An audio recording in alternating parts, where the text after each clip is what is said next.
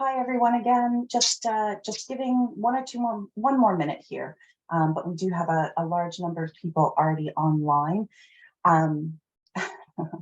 With our sincere apologies, our lovely colleague Quentin Batreau is off on leave for the next month.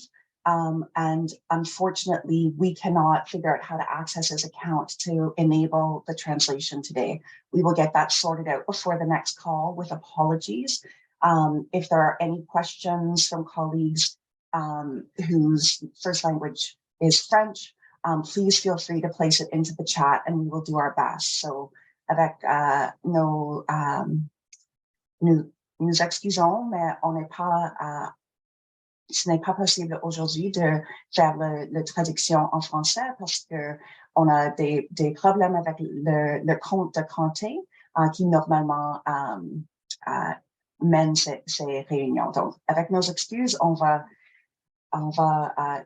améliorer pour le prochain appel et Quentin sera de retour en un mois, on espère. Donc, et tout est bien. Tout est bien avec lui, mais il est sur un pause avec un nouveau bébé. Okay, so I think we should just get started here. Tara, I'm just going to ask, like, are you guys looking at my emails or my WhatsApps or actually the slideshow? Actually, the slideshow. Hopeful. Anybody reading my It is the slideshow. You are good to go. No worries. Okay. Excellent. Well, everyone, welcome to the first GFAN call of 2023. It's just lovely to see so many faces again, and it's lovely to have you join us today. We have a short agenda today, but lots of interesting information. Oh, and typos in the agenda already. So that's, we're starting off as we finished probably last year. I'm going to just run you through a quick year ahead from our perspective.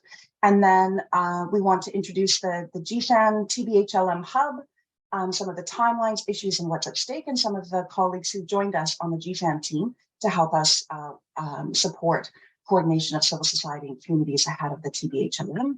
And then we have colleague Masaki from Japan, who's going to be sharing with us an update from the G7 Global Health Working Group, which has just really been reinvigorated over these last weeks ahead of the G7 that's taking place later this year, but not much later this year. And will give us all a sense of how that's going and how we can engage. And then we have a few other announcements or other business at the end, and welcome if you have any announcements, and we have enough time at the end that will come back to you, and you can feel free to share those. Otherwise, feel free to share them in the chat. So welcome all. So just a quick sort of, just a quick slide from my perspective. It's sort of important to say that none of what you see here in terms of what we think needs to be done this year in terms of the Global Fund and advocacy is easy, and we don't have all of the answers. We feel that we need more money for the Global Fund, and in particular, we need to find ways to fully fund the catalytic initiative and those investments that would have been funded had we been successful at meeting the minimum $18 billion target in the investment case. However, how we do this, we're still in an information gathering process ourselves. And through the next few months, we hope that we can bring information and ideas to all of you through our calls and our briefs and our blogs and on our website. And we assume we'll be building out some resources and probably building out some type of resource mobilization campaigning of sorts. So you can see here just some of the general thoughts around what we assume will be our focus this year. We assume we'll be looking at the conversion of pledges, apparently the newly named Grant Cycle 7, which some of you might have known as NFM4, New Funding Model 4, but it switched to a new term so that we could have a new acronym to start the year off on the right foot. Additional resource mobilization, and we feel that the themes are really going to be around what's the real cost of not meeting the replenishment target, and what's the role of the Global Fund and what we want to advocate for it to be in the broader global health architecture, PPR in particular, but there's other key issues, financing, development, climate, et cetera, that are just really critical. And for us, some of the critical sort of work that we need to do, or the enablers that we need, are getting more information about how additional resources could be raised and where from, building out community and civil society engagement in key new countries, and renewing the Speakers Bureau, which is happily underway, and a better funded GFAN and broader advocacy environment for this work. So we expect that there'll be a few key moments like the World Health Assembly, the Global Fund Board meetings, the C7, C20 processes alongside the G7 and G20, along with the usual World TB Day, World Malaria Day, World AIDS Day, the 3 high-level meetings that will take place in September. We assume that those will all be a focus in places where, as GFAN, we're trying to work and coordinate with all of you. So I just wanted to give that really quick overview from our perspective. Don't take this as like anything more than just some quick thoughts before this call, but just wanted to give you guys an idea. We will have some more resources around our planning and around the key events and stuff like that this year coming up very soon on our website. We'll make sure to point those out to you.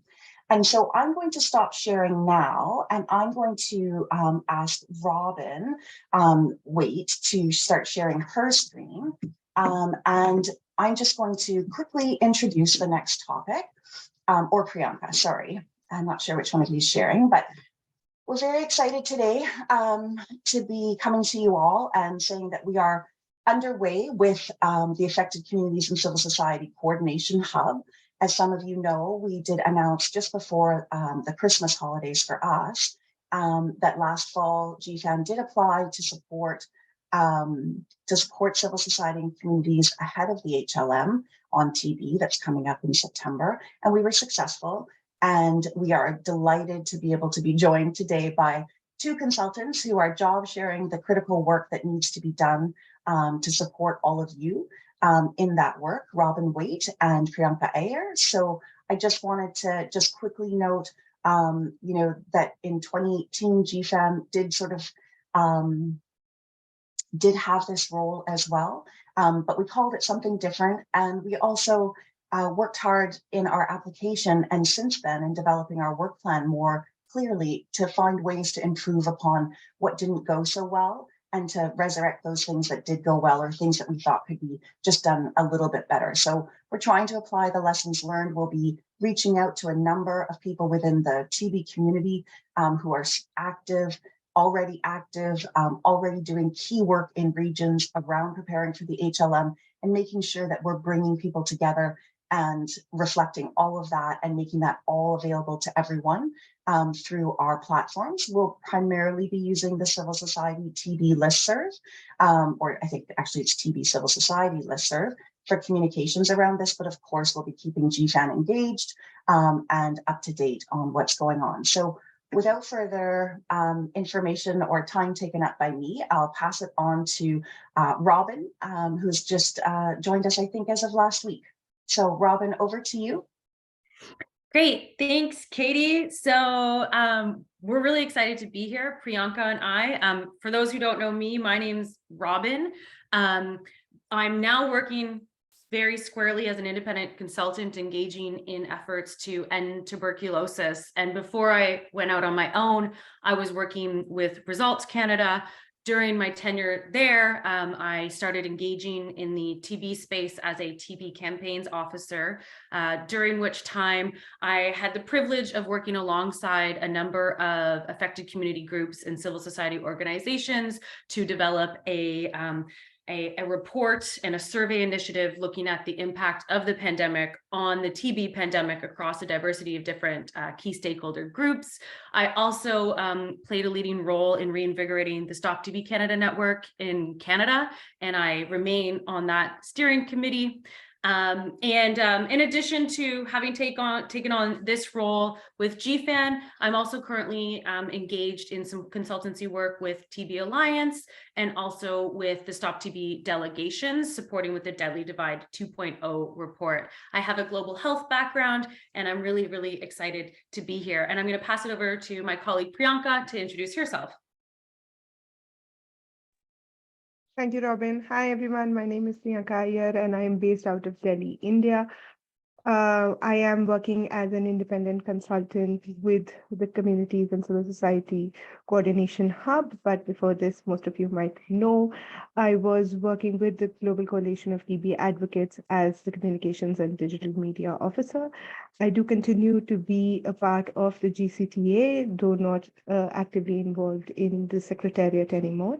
And I am also a member of the Union Community Advisory Panel, where I represent the communities of Southeast Asia. It is really, really nice to see you all here, and I hope you've had a great year. And I'm really excited to introduce the Coordination Hub and tell you more about what we have in store for you.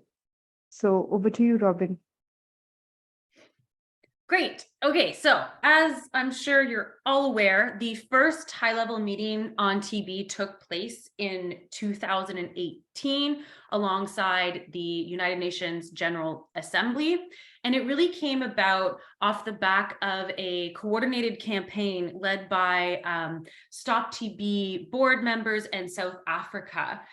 So HLMs, they are convened by the United Nations General Assembly, which is the main decision-making body of the UN, representing all UN member states. And there tend to be different high-level meetings on different thematic foci, with the first one having happened in 2001 on HIV/AIDS. Since then, there's been HLMs on antimicrobial resistance, universal health coverage, non-communicable diseases, TB, of course. And this year, for the first time, there's also going to be an HLM on pandemic prevention, preparedness, and response. So at the 2018 HLM on TB, all heads of states endorsed a political declaration that ultimately built on previous commitments in the Moscow Declaration, the UN TB strategy, and the Sustainable Development Goals. So on our landing page, which we now have live, woohoo, you can access that resource if you'd like. You can also access a really helpful resource that the Stop TB Partnership developed after the HLM that gives a summary of the key targets and commitments that came out of that meeting. There's also past agendas on our website and a little bit of information around what the HLM looked like, who attended, who's represented there, so that you can get a sense of what 2023 might look like. Okay, so why are we having a second HLM on TB? Well, in the 2018 political declaration, there was a commitment to hold a comprehensive review by heads of states and government at a high-level meeting in 2023. And this upcoming meeting is really a major opportunity for us to mobilize the highest level of political support and investment for TB as a cornerstone to achieving the SDGs. And really can't say it louder or more clearly, now more than ever, we really must unite to have a strong action-oriented approach to engaging in the HLM. If we look at how we're doing towards the targets and commitments that were made in 2018, the answer is not very well at all. We're only on track to meeting one of those targets. So words, unfortunately, are not turning into action, and we need to use this opportunity to hold our governments accountable and push them to do way more for people everywhere affected by tuberculosis. All right, so although we're just getting up and running, we do have a bit of an understanding of where the year will take us in the lead up to the HLM in September. So Priyanka is going to walk you through that now. Thanks, Robin. Oops. Thank you, Robin. So January, as you know, we are here today to launch the Affected Community and Civil Society Coordination Hub. And you can count upon us for any and everything information related and otherwise activity related to the TB HLM. We will populate the chat box with our contact information once this presentation is over, so you can have access to us. In Feb, we are looking to have access to the modalities resolution. So basically, just to give a background, a modalities resolution is basically an official document that gives us a run of the show, a complete understanding of how the TB HLM would be conducted, and we do not yet have access to a draft of this modalities resolution, but we are working with different stakeholders to be able to get access to it as quickly as possible. And then also, of course, share it to our wider community base for feedback, for engagement, and to basically ensure that the modalities resolution also very effectively reflects that the TB affected communities are well at the center of the TB HLM and all processes around it. And what the modalities resolution will also give us is the date of the coming TB HLM. We do know that it's going to happen in September, and we know it's going to happen in New York, but the exact date is not yet known. In March, we of course have the World TB Day, and we really want to hark upon this and build upon this to sort of leap into a week of advocacy and action, to be able to say we are here and hear us loud and clear, and our voices, the voices of the affected communities from across the globe, need to be counted for and reflected within the political declaration and within the TB HLM. And of course, in March, we will also hopefully see the launch of the Deadly Divide 2.0. You might remember that the Deadly Divide report that came out in 2021. So this is basically going to be the second installment, build up of the report, and it will also feature asks from communities all over. Then we are in April, we are hoping to have the multi-stakeholder hearings that are generally a precursor to the TB HLM. Some of us who are here who might already remember this from the 2018 TB HLM, that there is always a multi-stakeholder hearing well in advance, a couple of months in advance to the actual HLM. But again, the dates for this multi-stakeholder hearing is not out yet. And we will hopefully look to have a week of advocacy, like really high and loud, around the actual date of the multi-stakeholder hearing. So, of course, more information on that will follow soon. And June will probably bring us the zero draft of the political declaration and further engagement around that. And then September is when we have the HLM. And as I said, we do not have the dates yet, but hopefully we should have an insight on when the date is going to be very, very soon. So a little more information about the 2023 HLM. Over to you, Robin, for that. Great. Right. So we thought that everyone should be aware of who the two co-facilitators of the 2023 HLM on TB are. So this year, the permanent representative of Poland and the permanent representative of Uzbekistan to the United Nations will be co-facilitating the entire process. So we want to get access and have the ear of their offices sooner than later, so that civil society and affected communities are engaging in the process out the gate. So we're working on that now with Stop TB partners. And we also wanted to flag that there are two other aligned HLMs happening this year. One on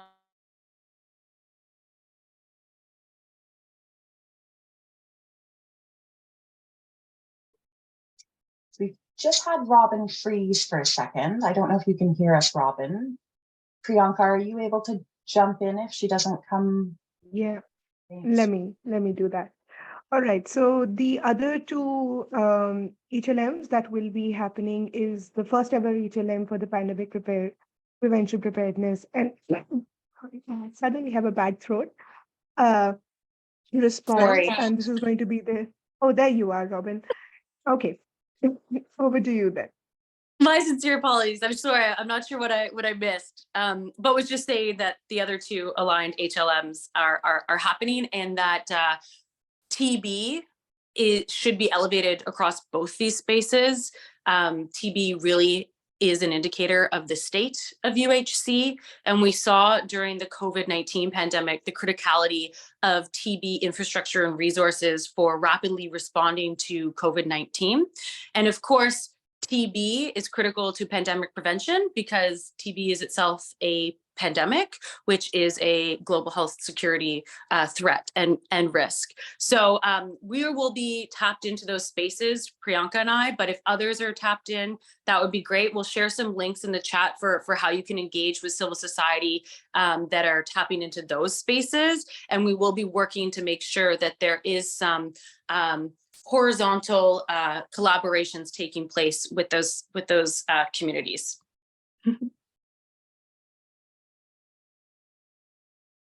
Thanks, Robin. Okay, so what can you expect out of us as the coordination hub? So we definitely want to have regular deep dive calls with community members at large.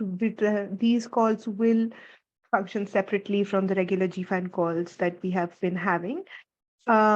Initially, we want to have once a month calls on Thursdays at 2 p.m. CET, and then once a month for Asia Pacific League, so that it's not so late in the day for them, and they can also join the calls at a reasonable hour and can participate.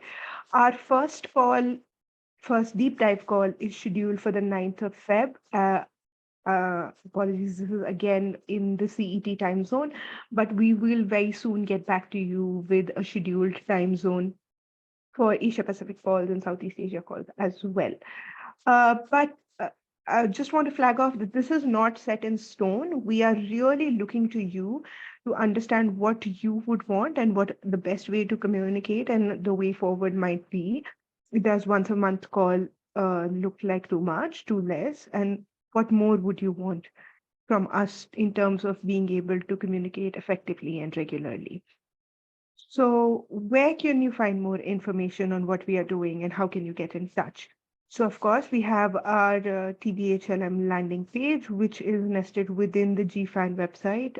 I will be posting a link to that in the chat box, so you can go and access that. As Robin already mentioned, it has a few resources already, and keep a lookout for a few more resources that are coming soon. We will be using the TB Civil Society listserv, which I believe was created specifically for the 2018 UNHLM, if my understanding is correct. And we are sort of going to reinvigorate that for this HLM as well. You will soon, the link is not up yet, but you will very soon find a link to join this particular listserv on our landing page as well. In case you are not already a member of the TB Civil Society listserv, you can just go in there and register yourself, and we will get you added in no time. And of course, we have our GFAN listserv, which we will also be using actively to schedule, to send out information about scheduled calls and any other information or any other points of reference that we might have. And we are more than happy to also loop in other listservs or other contact hubs that you think might be important, might be relevant for this conversation. So if there is a listserv that you would want us to include in our regular email blast, please do put them in the chat box, and we will make sure that that's included well within our contact roster. And of course, please look through the Twitter page, the GFAN page at GF Advocates, and you will find regular information there as well. Now, circling back to what I had said earlier, we really are looking to you to give us feedback and to understand from you what the need of the hour is. We do not want to work in silos. So what we have done is we have come up with a very, very quick, and by quick, we really mean quick. We do not want to take hours and hours of your time. A 10-minute survey, link for which again is available on our landing page, and I will also put it in the chat box. But if you could really just take 10 minutes and tell us about your experiences from the 2018 HLM, so that we also have some institutional memory to hark upon and learn from, but also really tell us what you expect and how you want us to operate in the months moving forward. So please take some time and fill that survey out, and of course, share it as widely as possible, because really your feedback and your words is what is going to help us the most in being able to plan ahead. So that's from me. And I will hand it over to Robin to tell us a little more about in case I've missed something. Great. Yeah, we want to hear from you. So please do fill in that survey. It also has some questions about what you've maybe already planned in terms of engagement around the upcoming HLM and what you've budgeted. And we think having a bit of a pulse check on that information is important as well, because unfortunately, we're all working in quite resource constrained settings. So if we can deploy those resources in the most effective and strategic way as a community and work together on some initiatives, that would be to everyone's benefit. So that's all from us. We're really looking forward to working with you to amplify, equip, and mobilize a strong, affected community and civil society voice. We might have a few minutes for questions from you now. So if you have any, raise your hands. Thank you both for that excellent introductory presentation. And again, we will have more time for these calls on sort of separate calls that you're all welcome and invited to, starting with that February 9th call. But do you have any questions for Priyanka or Robin or us at this stage? Raise your hand or just note in the chat. Goodness, we still have people joining us too, so that's exciting. Okay, no worries. Robin and Priyanka are going to pop their contact information into the chat for you, and I can see that there's some comments about work that's already taking place. Alberto has shared that with me, so I can make sure that that gets around. And if there's other information that you want to share, Priyanka and Robin are your go-tos, but don't ever hesitate to be in touch with any of the GFAN team. So thank you both very much. The contact information is going in there. So I think without any questions, I think we'll just move on to our next section of the agenda. Thank you, Robin and Priyanka, for your introductions today. And we look forward to the calls beginning in February. So we're joined by a couple of the leading members of the C7 Health Working Group, Masaki Inaba and Stefania Burbo. And I'm sure there's others here. There have been a few meetings in the last couple of weeks. I think there's even another one tomorrow.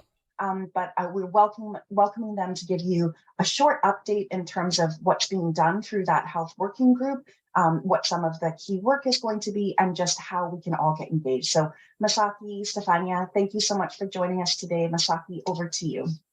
Okay, yeah, thank you very much. Thank you very much for the introduction, Katie. And thank you very much for everybody and to listen to the about the C7 issues. Yeah, yeah, just so that as you know, Japan will host the G7 and G7 summit this year, and the G7 summit will be in the May 21st to May 19th to 21st. And about the C7, it is one of the engagement groups of the G7 advocacy. Has been successfully transitioned from the Germany last year Germany C7 to this year C7 Japan, and we have been inviting the members of the C7. Also that the C7 working group, so that you can register from this C7 C7 website. You can choose the this working group. Like for example, we can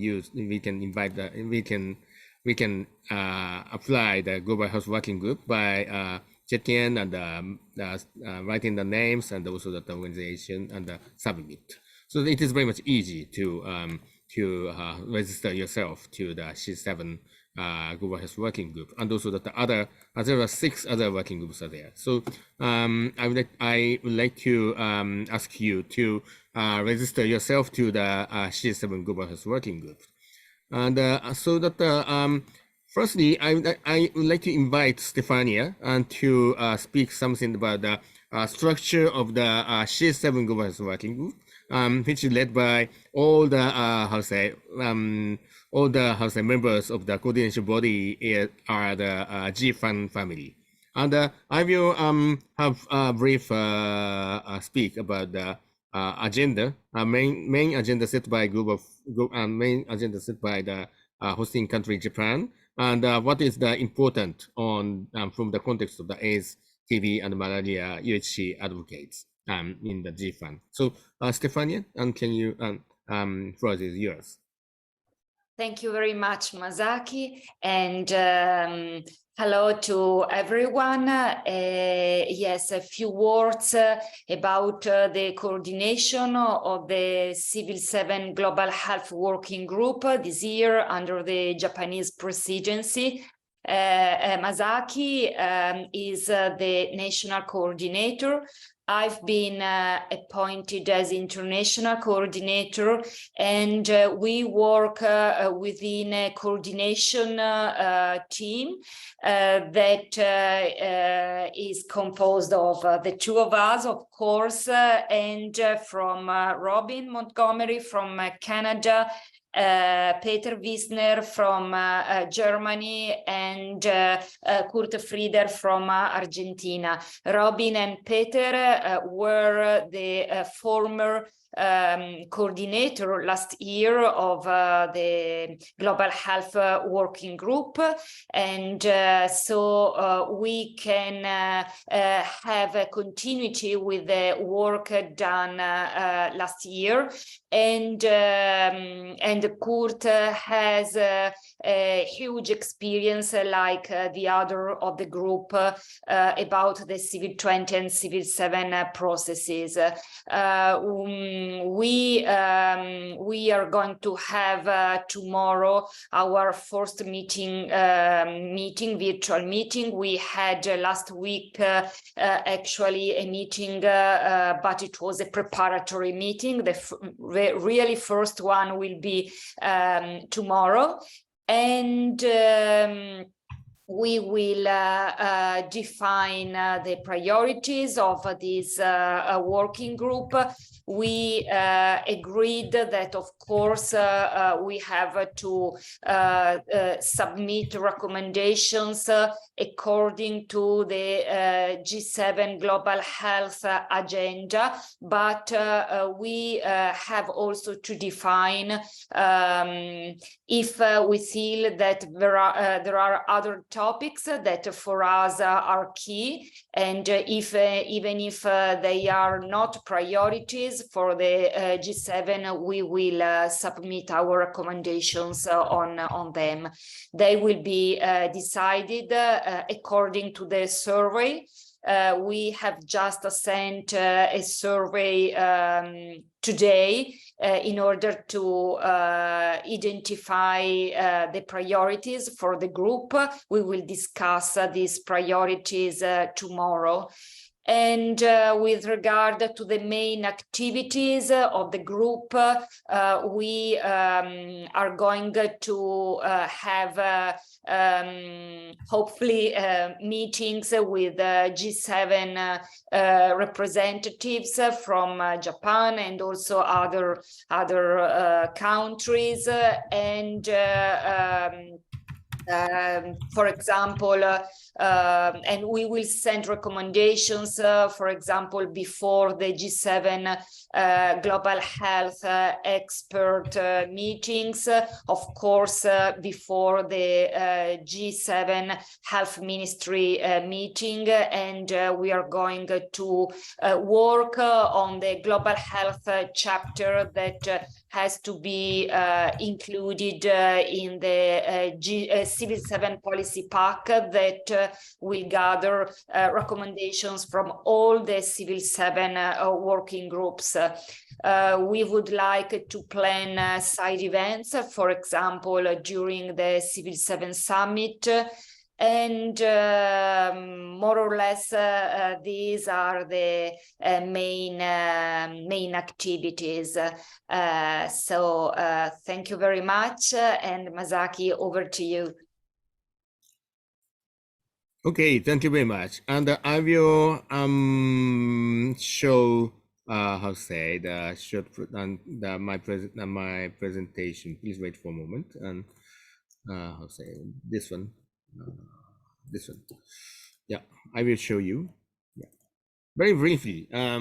So currently, Japan's team, the Japanese government team, on the G7 on health, and is how to say led by the Ministry of Foreign Affairs and Ministry of Health, Labor, and Welfare, and this is a process for the G7 summit. And the Global Health Working Group will be held 4 times.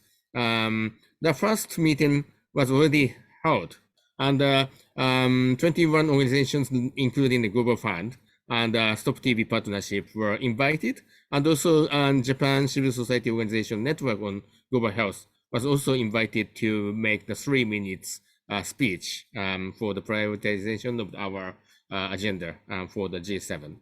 And there will be 4 meetings, February, March, and April. And the health ministers meeting will be in May 13 and 14, and the summit will be May 19 and 21. So that we need effective advocacy for this kind of meetings of the Global Health Working Group.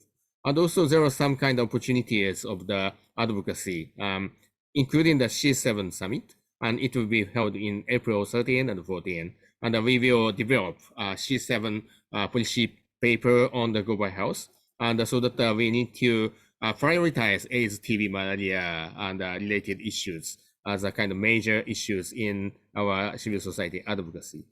And secondly, recently, wait for a moment. Recently, Japanese Prime Minister Fumio Kishida published his article on the G7 priority in the Lancet and in the last Saturday, and so you can you can how say find out what health agenda are prioritized by Japanese government by reading this Kishida's article, 2 pages article in Lancet. I will send you the link so that you can easily get this paper. And I will explain briefly about their prioritization. Firstly, global health architecture, very much important, the public health emergency response. It is very much directly related to the UN high-level meeting on the PPR, and also pandemic treaty and international health legislation negotiation, which is ongoing now. And also, secondly, about HIV, AIDS, TB, malaria has been very much related to the second agenda, universal health coverage. Of course, that it prioritizes the health systems that can respond to emergencies, but also addressing all of the existing health challenges like AIDS, TB, malaria, and also that MTDs, MCDs, mental health, and other issues, aging, dementia, and these kind of issues are included in the agenda of the universal health coverage. So that we need to prioritize AIDS, TB, malaria in the context of the UHC in this G7 for the G7 advocacy. And also health innovation to address various health issues, and it includes the accelerate R&D on pandemics and the MR and NTDs, and also that the ensure the equitable access and the strengthen the manufacturing capacity in the global south, and also digital technology for NCDs, healthy aging issues, and they would like to prioritize these kind of issues. So that as AIDS, TB, malaria advocates, also that the Global Fund advocates need to work more on, work to connect these kind of 3 agendas for the G7 advocacy, and also that we should connect more with this G7 advocacy with the still the ongoing advocacy for the high-level meeting on PPR and the UHC, as well as the resource mobilization and the policy issues of the Global Fund. So, and also that we need to be very careful about the influence of the G7 policy to the pandemic treaty negotiation, and also, for example, other kind of the access to medicine issues, and also that IPR issues. So we need to take a little careful approach on this kind of the issues which civil society has been working. So this is my basically my presentation about Japan's prioritization on the global health agenda. And here Robin and Peter have been there, and how say they are the members of the coordination body and working together with us as a how said for the management of the G7 global health working group. So that Robin and Peter, can you speak something about this issue? Sure. Thanks, Masaki. Peter, do you want to go first or shall I jump in? You can jump in and then I just add on. Thank you. Oh, okay. Hi, everyone. Nice to see everybody. A great turnout for the first GFAN call of the new year. So yeah, just really nice to see everybody. Masaki and Stefania, I think, you know, you've covered it really comprehensively. So thank you so much for your presentations and your run through of the G7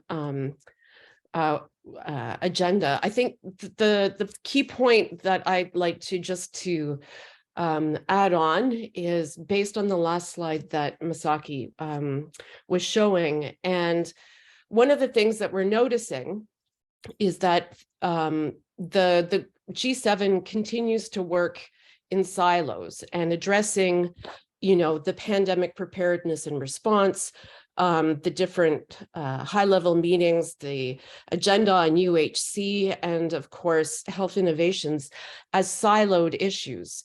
And Japan is very interested in developing specific action plans. One of those action plans is on UHC.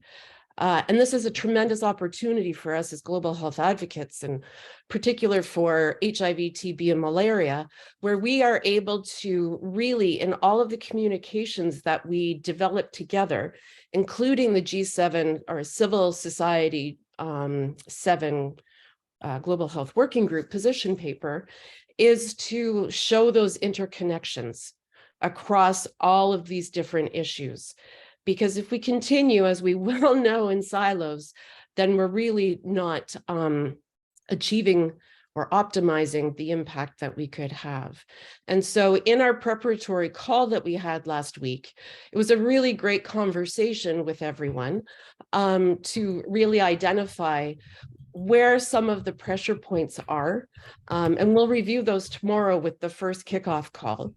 But also identifying potentially some pieces of written work, including op-eds, but in particular, some position papers and statements that can be sent to the G7 presidency that helps to really underscore the interconnectedness of these issues and to insert civil society voice into these processes. So I'll just leave it there. But again, Masaki and Stefania, you did a great job. Thank you. Yeah, let me just add that I'm really very happy on how smooth the handover sort of did run and was organized between the C7 in Germany and the C7 now in Japan. I'm extremely delighted and grateful to work with you together. So thanks so much. And if you want to be part of it, just register to that working group. You know, we are going to develop a position paper, and if you want to be part of it and if you want to make your voice heard, you have to participate. Thanks so much. Okay, thank you very much, Robin and Peter. And so that how say that's all from the our team. So Katie and how say and please facilitate after the question and answer something. Yeah, thank you very much. Absolutely. Thank you all very much for that. It's really helpful to get a sense of what the timelines are, but also where the opportunities are in terms of advancing our issues across different themes, I guess. And also that the government has already issued a very clear sort of statement of intention in terms of what they're hoping to do. If anybody does have any questions or comments, please feel free to raise your hand or just unmute if you're having difficulty finding that function, but just pointing you all towards the chat where there's a link to where you can download that Lancet article from the PM, the survey that they're hoping that you fill out and how to join the working group. So I'll just give a minute to see if anybody has any questions or comments. No. You guys are also complete in your information today. It's either that or people are still waking up in the new year and just in the information gathering stage at this stage before we figure out what we're all doing and how we're taking them on this year. So seeing no other questions, then I'm going to just say once again, thank you to Misaki, Stefania, Robin, and Peter. And I am going to attempt once again to get my slideshow up and not do it in a way that you guys are like reading my emails, which is always exciting.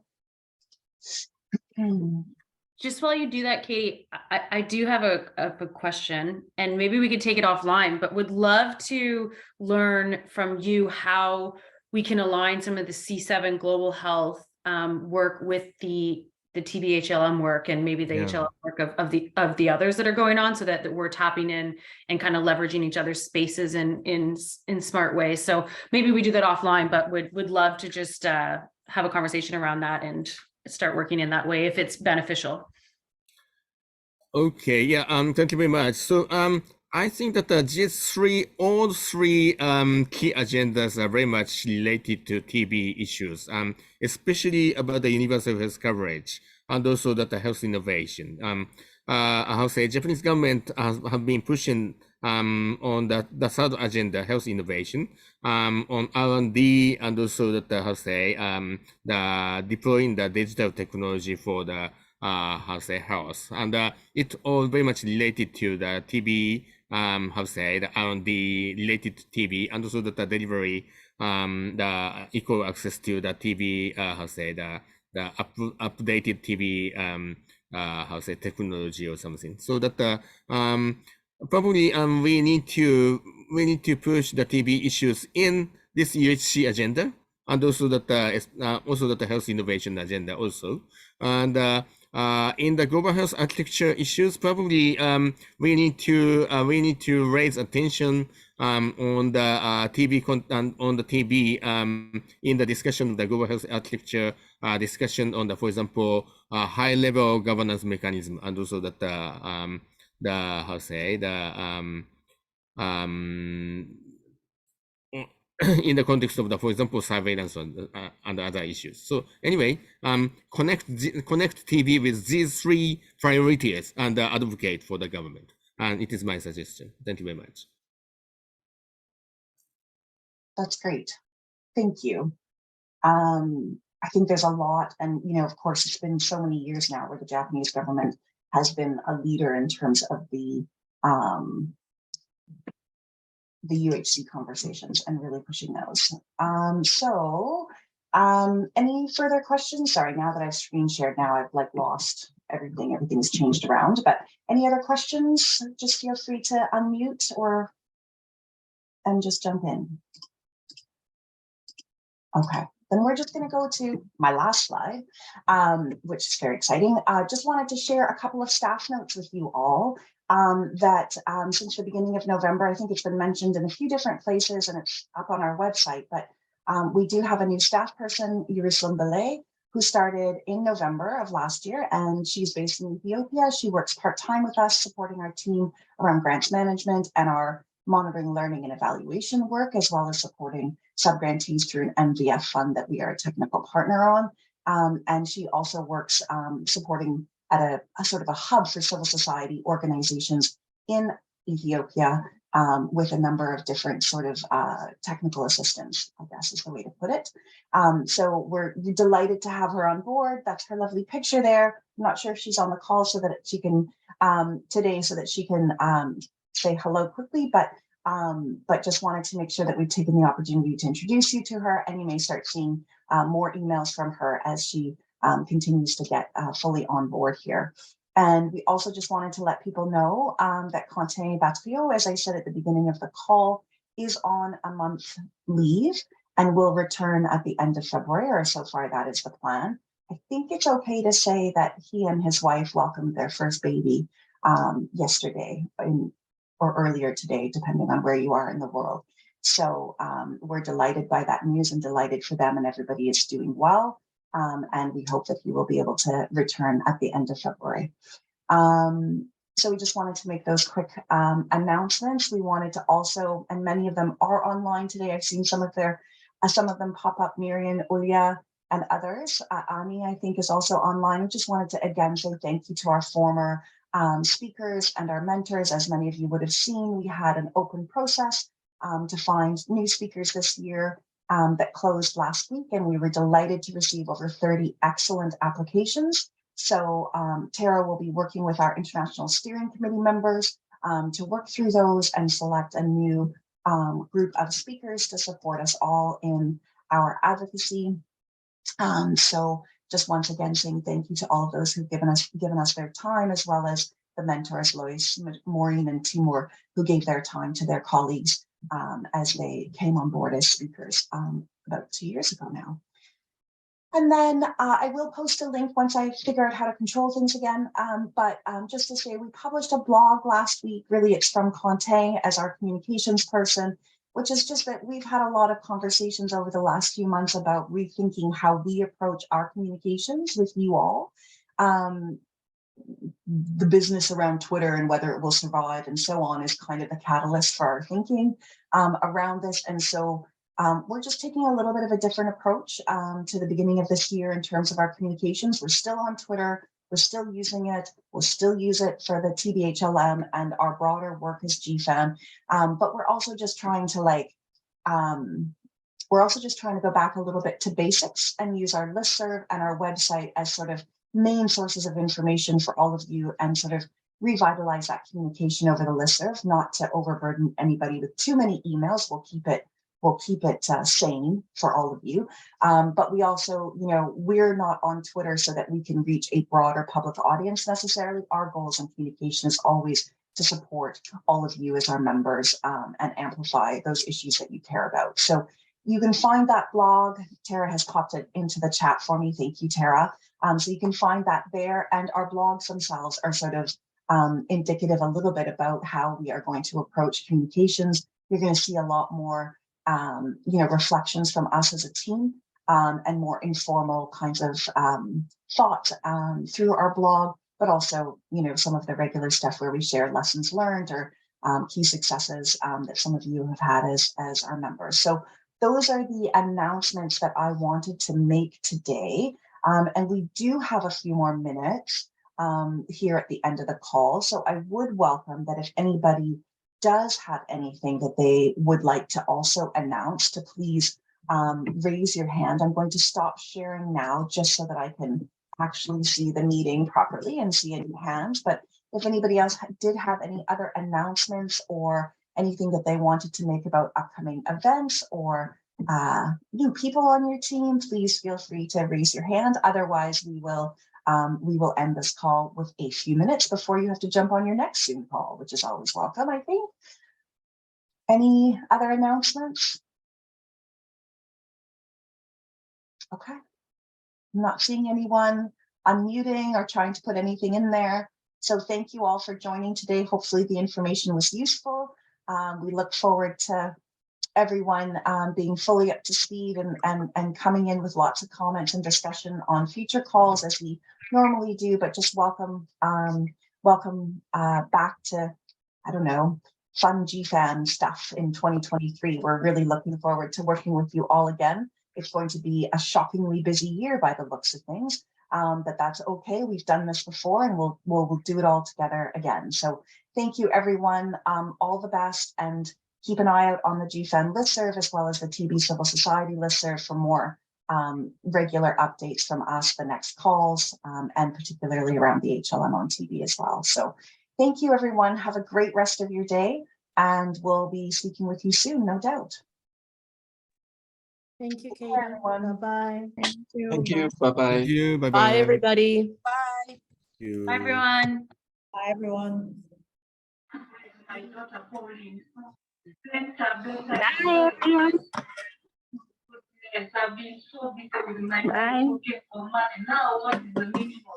everybody. I'm going to end the call now. Have a good rest of your days.